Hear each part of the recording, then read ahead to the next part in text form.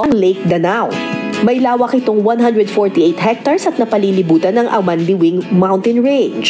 Andito ako ngayon sa Lake Danao sa Ormoc, Leyte. Ipinagmamalaki ito ng mga taga-Ormoc kasi meron silang freshwater lake dito na pinagkukunan ng tubig ng 7 municipalities in Leyte. Pero bukod sa source of water siya, marami rin ditong makukuhang mga tilapia at saka meron ding makukuha dito na ang lamig ng tubig. Ano ba to? Parang mineral water. Meron ding makukuha dito na isang uri ng shellfish na kung tawagin ay tab, na masarap daw gawing sisig. Manguha tayo. Tara! Ang lamig ng tubig! Paano ba yun? Nakakaloka! Dapat pala nag-wetsuit ako! Oh my God! Ang ganaw! Ano ba to? Marunong naman ako mag-swimming. Yun nga lang, hindi ganito kalamig. Parang nag-swimming sa mineral water. Oh my God! Oh my God! 1, 2, 3! Ah! Bitaw!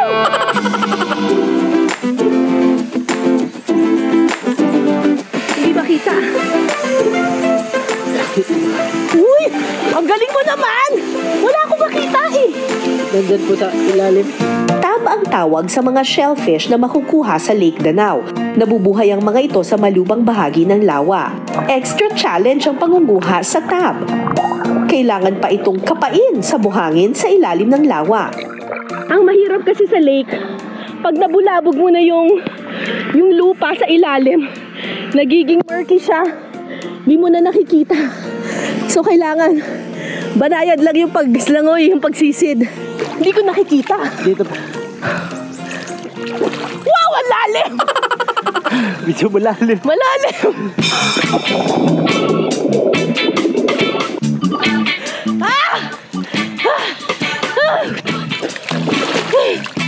Dalawang piraso. Dalawang piraso ang nakuha ko. Nakakabago.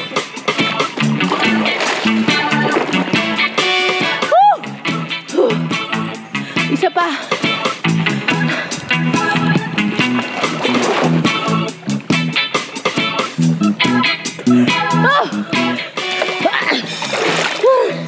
Nakakabagod. Ang hirap.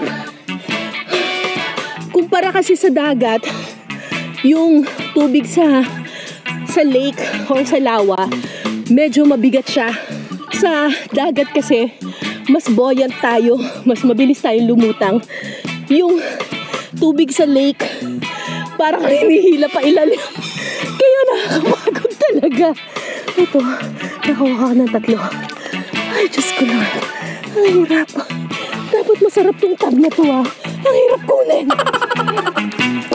Yun, dami na namin nakuha. Okay. Nakakapagod mang manguha ng tab, sulit naman daw ang aming pagsisid dahil masarap daw itong gawing tab sisig at crispy tab. Ito na yung mga nakuha naming tab mula sa Lake Danao. At magluluto na tayo ngayon ng sisig na tab.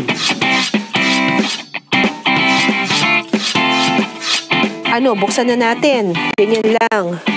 Hahatiin talaga. Yan, tapos bubuksan. Ayun, lahat yan? Yes po, ma'am. Oh, ang dami palang laman itong tab.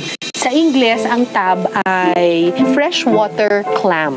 Sa iba po, ang pangalan nito is Bibi. Ha? Bibi. Bibi? Parang baby, ganyan. Gano'ng karami ang bubuksan natin? 25 pieces. 25 talaga? O, Yes sige. po, pang isang order lang yun po. Taran! Ang laki, oh! Ang laki, ang daming laman. Huhugasan ang mga nakuhang laman ng tab. Pagkatapos, pakukuluan pa ito. Uulitin ang prosesong ito ng 2 beses. Hihiwain ito ng maliliit at huhugasan ulit para mas maging malinis. Ang mga nalinis na laman ng tab pwede nang gawing sisig. Igigisa muna ang bawang, sibuyas, luya, at sili. Sunod na ilalagay ang laman ng tab. Titimplahan ito ng toyo at paminta.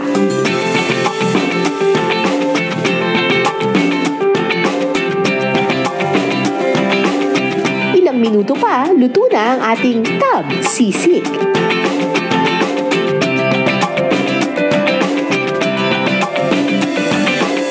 Okay, tikman natin itong tab sisig.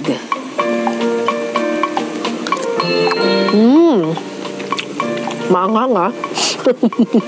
May anghang siya pero sakto lang. Hindi naman siya malansa kasi nagisa siya sa luya, sa sibuyas, tsaka sa bawang. Pwedeng pangpulutan.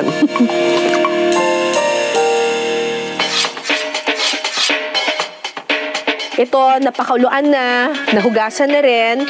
Para naman sa ating crispy tab, titimplahan ng bawang, paminta, breading mix, at cornstarch ang nalinis na laman ng tab. Kapag kumapit na ang breading, pwede na itong i-deep fry. Ipiprito ito hanggang sa maging golden brown ng kulay. At pagkatapos, ready to serve na ang ating crispy tab.